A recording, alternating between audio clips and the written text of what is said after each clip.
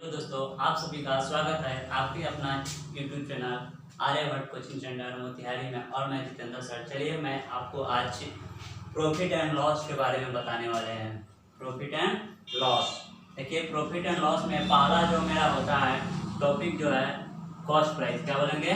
Cost price. इसको हम लोग सीपी भी बोलते हैं। क्या बोलेंगे? सीपी। इसको क्रय मूल्य बोलते हैं। क्या बोलेंगे? क्रय मूल्य। यानी हम इसका परिभाषा लिख सकते हैं, बोल सकते हैं कि जिस मूल्य पर कोई वस्तु हम लोग खरीदते हैं वह मूल्य उस वस्तु का क्या कहलाता है? क्रय मूल्य। तो देखेंगे जिस मूल्य पर कोई वस्तु खरीदी जाती है, वस्तु मैंने यहाँ सामान हो गया, कोई वस्तु खरीदी जाती है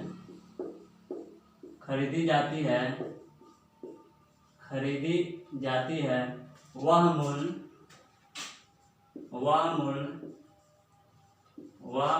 उस वस्तु का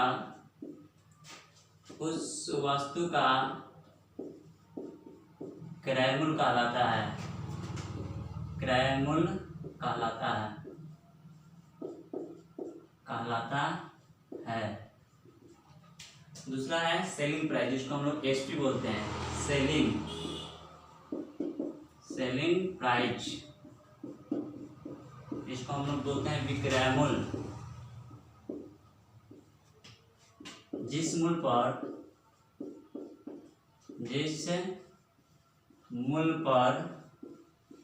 कोई वस्तु बेची जाती है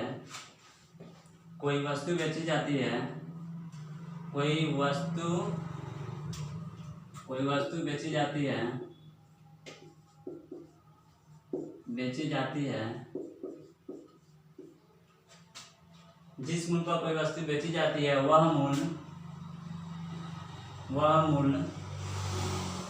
मूल्य उस वस्तु का विक्रय मूल्य कहलाता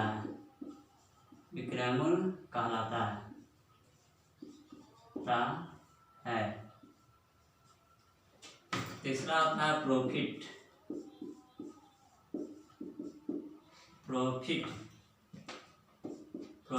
इसको बोलते हैं लाभ। क्या बोलेंगे? लाभ या गेन भी बोलते हैं। यानी इसका लिख सकते हैं कि क्रय मूल्य से विक्रय मूल्य अधिक होने पर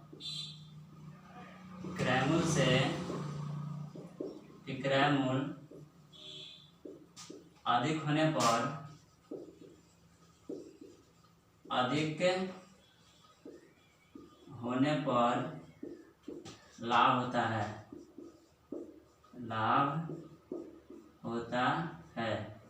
कहने का अर्थ हुआ कि क्रय मूल्य से विक्रय मूल्य यदि अधिक होगा तो क्या होगा? लाभ होगा। मान लेते हैं कि इस पेन को मैंने 10 रुपये में खरीदा। कितना में खरीदे? 10 रुपये में। इसको हमको बेचना है तो बेचेंगे 15 रुपये में। आधारित क्रय मूल्य से मेरा विक्रय मूल्य अधिक होगा तो उस समय क्या होगा? लाभ होगा। यानी हम लोग लिख सकते हैं, यानी प्रॉफिट का फॉर्मूला यहाँ लिख सकते हैं। प्रॉफिट इक्वल बोल सकते हैं एसपी को सेलिंग प्राइस हो गया एसपी माइनस सीपी, यानी विक्रय मूल्य माइनस क्रय मूल्य। अर्थात लिख सकते हैं लाभ बराबर यानी विक्रय मूल्य माइनस क्रय मूल्य।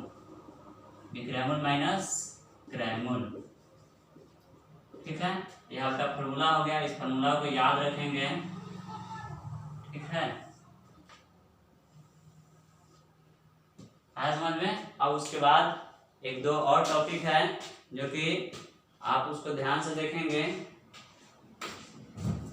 ऐसा अपना नोट कर लेंगे। उसके बाद देखेंगे लॉस। क्या देखेंगे? लॉस। चार्ट में देखेंगे लॉस। लॉस को बोलते हैं हानि। क्या बोलते हैं? हानि। इसका बोल सकते हैं कि क्रय मूल्य से विक्रय मूल्य कम होने पर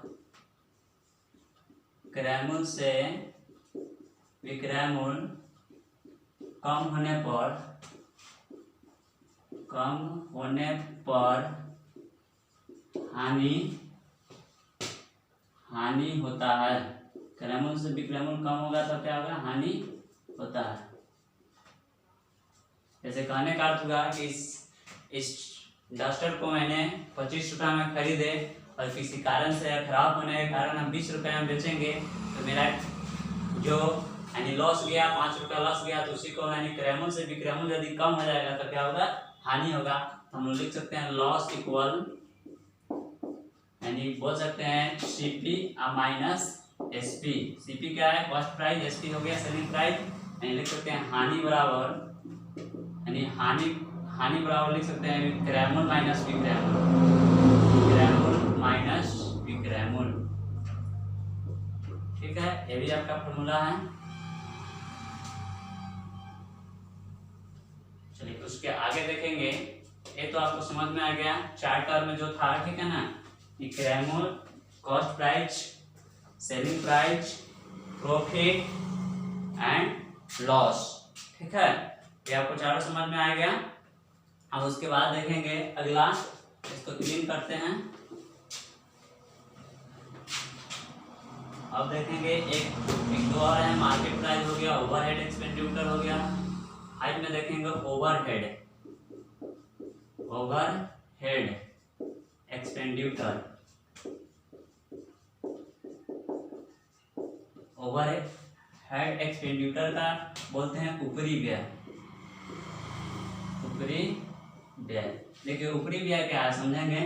मानते हैं कि जब कोई व्यापारी अपने सामान को धुलाई आदि के लिए क्रैमूल के अतिरिक्त जो रुपया खर्च करता है उसको हम बोलते हैं ऊपरी व्यय। जैसे मानते हैं कि इस कोई गाड़ी हमको लाना है, तो लाने में मानते हैं कि हम 25,000 वहाँ दिया, लाने में जो खर्च हुआ और खर्च हुआ तो मेरा पॉकेट से ही लगा, ठीक है ना, तो उसी को उसमें ऐड हो जाता है, तो उसी को बोलते हैं ऊपरी व्यय।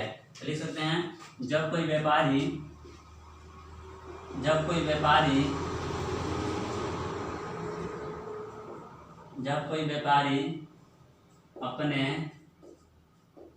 अपने सामानों के धुलाई आदि के लिए क्रैमूल के अतिरिक्त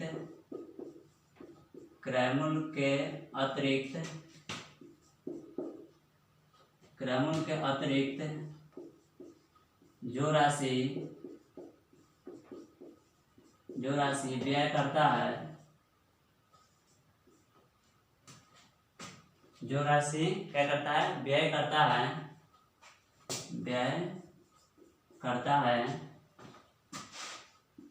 व्यय करता है उसे ऊपरी व्यय कहते हैं। ऊपरी व्यय कहते हैं। आ गया समझ में। अगला है मार्केट प्राइस,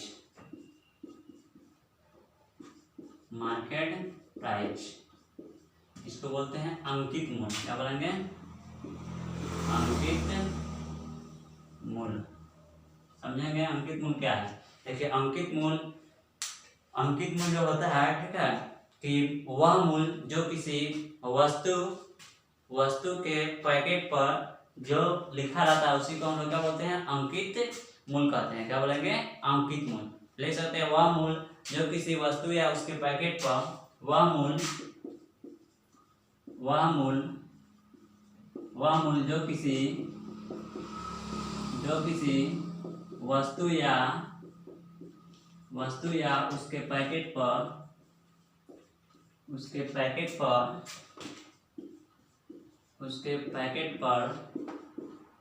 लिखा होता है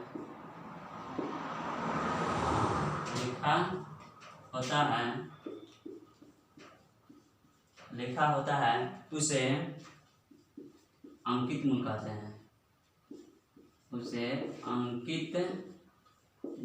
हैं। ऐसे अंकित मूल्य कहते हैं। कहने का अर्थ हुआ मार्केट प्राइस, जैसे किसी भी वस्तु पर जो रेट लिखा रहता है उसी को हम लोग क्या बोलते हैं, मार्केट प्राइस बोलते हैं। उसके बाद आता है डिस्काउंट। क्या आता है, डिस्काउंट, यानी बाटा बोलते हैं इसको, डिस्काउंट यानी बाटा। चलो ना, अंकित मूल्य पर जो रुपए छूट दी जाती है उसे हम लोग बाटा कहते हैं। कि आपको जैसे कोई भी सामान खरीदा रहता है तो कुछ ना कुछ छूट दिया जाता है, ठीक है ना, किसी पर छूट दिया जाता है, उसी को हम लोग बाटा कहते हैं। लिख सकते हैं अंकित मूल पर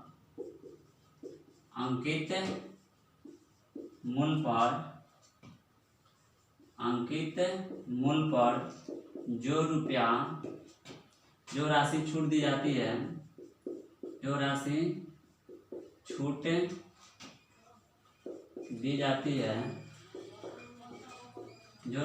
दी जाती है उसे बट्टा कहते हैं, आया समझ में कि अंकित मूल्य पर जो रुपया छूट दी जाती है उसे क्या कहते हैं हम लोग, बट्टा कहते हैं। अब हम लोग पढ़ेंगे प्रतिशत लाभ अथवा हानि, यानी अगला हेडिंग लिखेंगे प्रतिशत लाभ अथवा हानि। प्रतिशत लाभ अथवा हानि, हम लोग प्रतिशत पर कैसे लाभ अथवा हानि को हम लोग निकालते हैं उसको ध्यान से देखेंगे। हेडिंग हो गया आपका फिर प्रतिशत लाभ अथवा हानि। प्रतिशत लाभ अथवा हानि,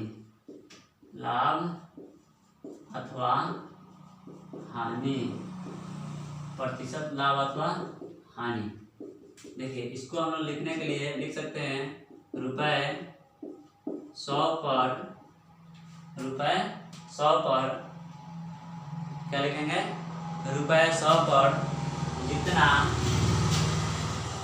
जितना लाभ तथा हानि होता है उसे प्रतिशत लाभ अथवा हानि कहते हैं, उसे प्रतिशत लाभ अथवा हानि कहते हैं, लाभ अथवा हानि कहते हैं। देखिए 100 रुपये में जितना लाभ होगा या जितना हानि होगा उस स्थिति में हम प्रतिशत लाभ अथवा हानि कहते हैं। अब दो चीज होता है, एक होता है अमाउंट का केस और दूसरा होता है भाव का केस। हम लोग अमाउंट का केस को कैसे जानेंगे, तो अमाउंट का केस हम लोग कहते हैं जब क्रय मूल्य विक्रय मूल्य तथा लाभ अथवा हानि को रुपया के रूप में दर्शाया जाता है तो उसको हम लोग बोलते हैं यानी अमाउंट का केस। वो क्या बोलेंगे, अमाउंट का केस। इसको स्टार मार के आप देखेंगे अमाउंट का केस,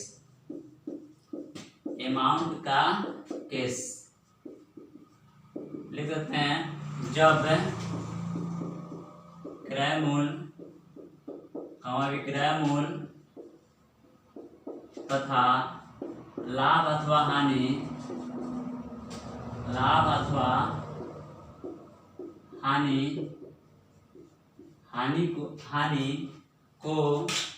को रुपया के रूप में दर्शाते हैं तो उसे अमाउंट का केस कहते हैं। अमाउंट का केस कहते हैं।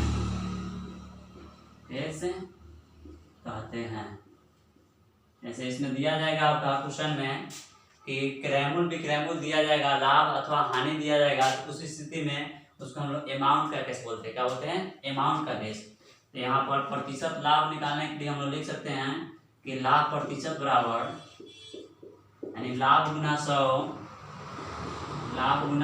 100 बटा क्रय मूल्य, बटा क्या बोलेंगे, क्रय मूल्य। लास्ट में प्रतिशत का साइन लगाएंगे क्योंकि जब भी प्रतिशत निकालना है। फिर उसके बाद हम लोग हानि प्रतिशत निकालने के लिए उसी इस पर जब भी होगा, ठीक है ना, तो हानि गुना 100 बटा क्रय मूल्य प्रतिशत। अब इसके बाद एक नोट में बात लिखना होगा कि अमाउंट के केस में लाभ तथा हानि क्रय मूल्य पर निकाला जाता है, यानी सीपी पर निकाला जाता है। किस पर निकाला जाता है, सीपी पर निकाला जाता है। एक नोट में बात लिखेंगे यहाँ पर, ठीक है, एक नोट में बात लिखेंगे कि अमाउंट के केस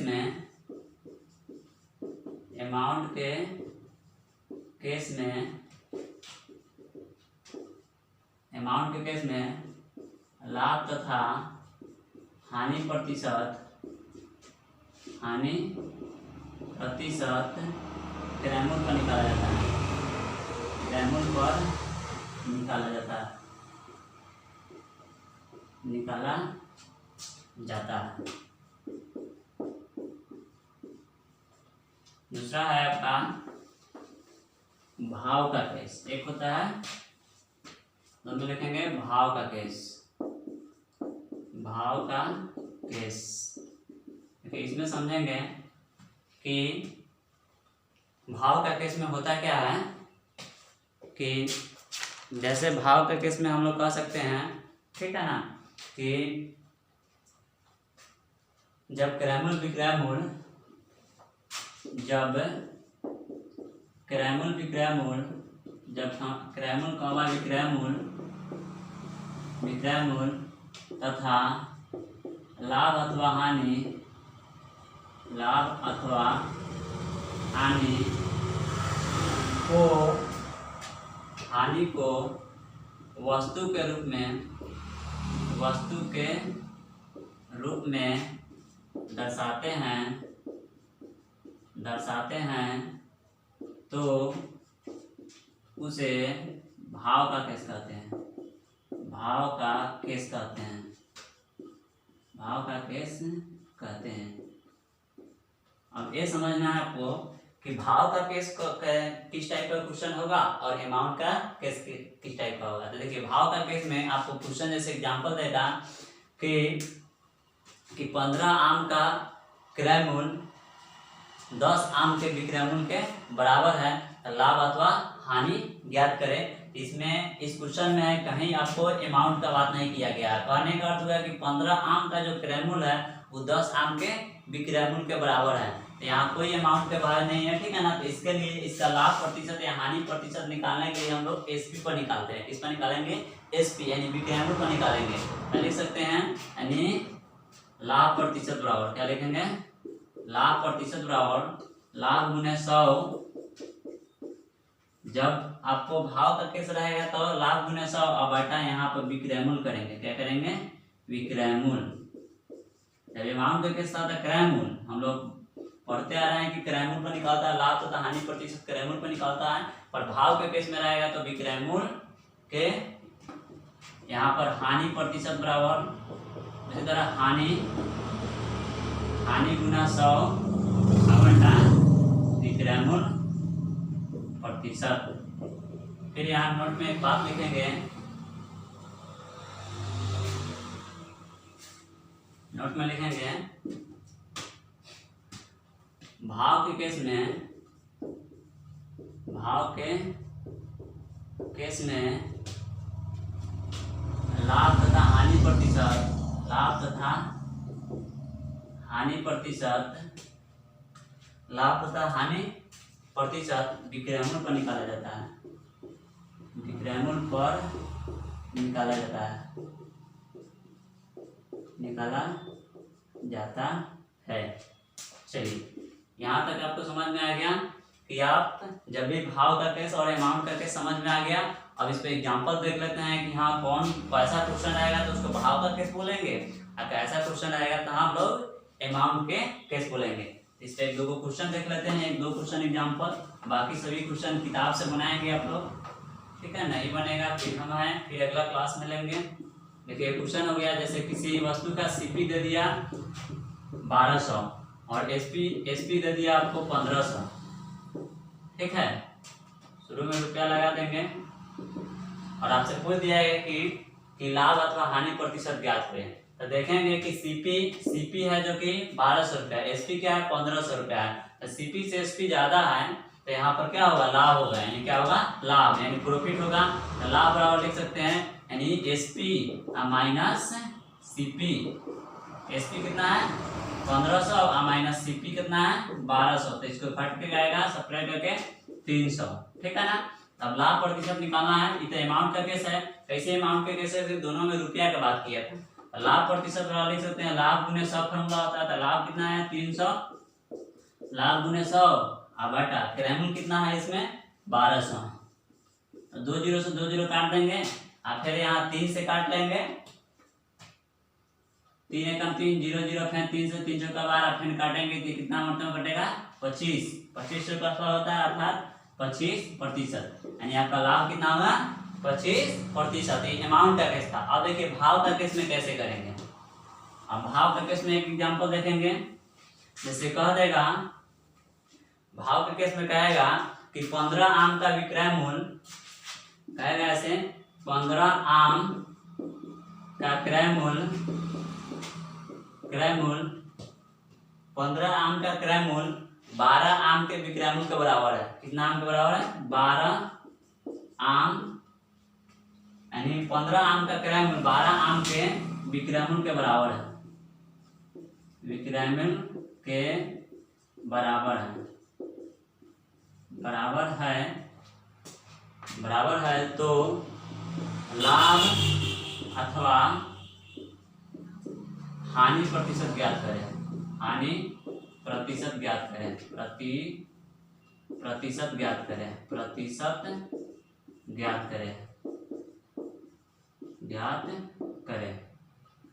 ऐसा समझ में। क्वेश्चन करने का अर्थ है कि जो 15 को आम का जो क्रय मूल्य है और 12 आम के विक्रय मूल्य है, यानी 15 आम, यानी सीपी दिया है 15 आम, ठीक है ना, और आपका एसपी जो है, ठीक है ना, एसपी है 12 आम, ठीक है। तो यहाँ पर देखेंगे कि सीपी मेरा ज्यादा है और एसपी क्या है कम है। सीपी क्या है ज्यादा और एसपी क्या है कम है। तो सीपी मेरा ज्यादा हो गया, एसपी कम हो गया, तो यहाँ पर क्या होगा, यानी हानि होगा कि लाभ होगा। तो यहाँ पर लाभ होगा। क्यों लाभ होगा, लाभ जैसे 3 गो आम का लाभ हुआ ना, इसे हम 15 गो आम लाए और 12 गो तो इसे किया, ठीक है ना। तो उसको हम लोग कर सकते हैं, सीपी जो 15 आम है, एसपी 12 आम, तो यहाँ लाभ हो गया, यानी 3 आम का क्या होगा लाभ होगा, 3 आम का लाभ हुआ, ठीक है ना, 3 आम का लाभ हुआ। इसको हम लोग लिख सकते हैं, लाभ प्रतिशत निकालना है, लिखेंगे लाभ प्रतिशत लाभ गुने 100 अर्थात 3 लाभ गुना 100। भाव का कैसा है, तो इसमें विक्रय मूल्य होगा ना कि क्रय मूल्य होगा। अर्थात 12, 3 से काटे 3 चौका 12, 4 यहाँ 25 अर्थात 25 अर्थात इसका जो होगा 25% का, कितना होगा 25%। अब देखेंगे इम्पोर्टेंट 4 जो फार्मूला है, बहुत अच्छा फार्मूला है, इसको आप देख लीजिएगा तो बहुत बेहतर होगा, ठीक है। और इम्पोर्टेंट हेडिंग लिखेंगे इम्पोर्टेंट फार्मूला, ठीक है, बहुत अच्छा है आपका। देखेंगे important formula, important formula, important formula, इसको बोलते हैं महत्वपूर्ण सूत्र, महत्वपूर्ण सूत्र। इसके माध्यम से आप क्वेश्चन को है आसानी से सॉल्व कर सकते हैं। चलिए पहला देखिए, इम्पोर्टेंट फार्मूला में देखेंगे पहला क्वेश्चन आपका, ठीक है, कि यदि किसी वस्तु का क्रय मूल्य, यदि किसी वस्तु का क्रय मूल्य, किसी वस्तु का क्रय मूल्य X रुपया है, यहाँ X रुपया मान रहे हैं आप, आपकी किताब में क्वेश्चन में कुछ भी रुपया दे सकता है। यदि किसी वस्तु का क्रय मूल्य X रुपया है तथा लाभ 20% हो तो आपसे पूछा जाएगा विक्रय मूल्य क्या होगा, यानी क्रय मूल्य और लाभ दिया जाए, पूछा जाए विक्रय मूल्य क्या होगा।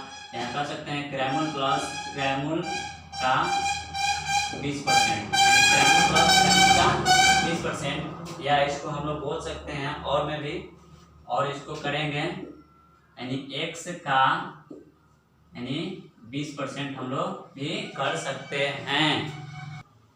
देखेंगे यानी यदि किसी वस्तु का क्रय मूल्य X रुपया का लाभ 20% हो तो विक्रय मूल्य निकालने के लिए हम लोग क्रय मूल्य प्लस क्रय मूल्य का 20% किए हैं। या इसको भी तोड़ेंगे, x का 120%, इसको तोड़ने के बाद इतना ही आएगा। फिर दूसरा लिखेंगे कि यदि किसी वस्तु का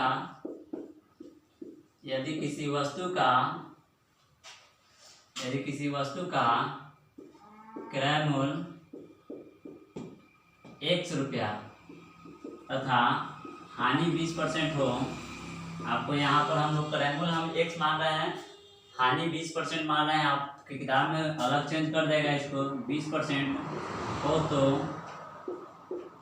तो पूछा जाएगा आपका विक्रय मूल्य क्या होगा। तो विक्रय मूल्य निकालने के लिए यही करेंगे, यानी क्रय मूल्य माइनस क्रय मूल्य का 20%, या इसको ऐसे भी लिखा जा सकता है, यानी x का 80%। दो और है, इसको क्लीन करते हैं और दूसरा देखेंगे। दो और हैं, आप इसको नोट कर लेंगे अच्छा से, बेहतर से। अगला है, यदि किसी वस्तु का विक्रय मूल्य x रुपया तथा लाभ 20% हो तो क्रय मूल्य बराबर क्या होगा, यानी क्रय मूल्य क्या होगा, तो लिख सकते हैं यानी विक्रय मूल्य गुना 100 बटा 100 प्लस 100 का 20%, या इसको ऐसे भी लिख सकते हैं, विक्रय मूल्य गुना 100 बटा 120। अगला देखेंगे, यदि किसी वस्तु का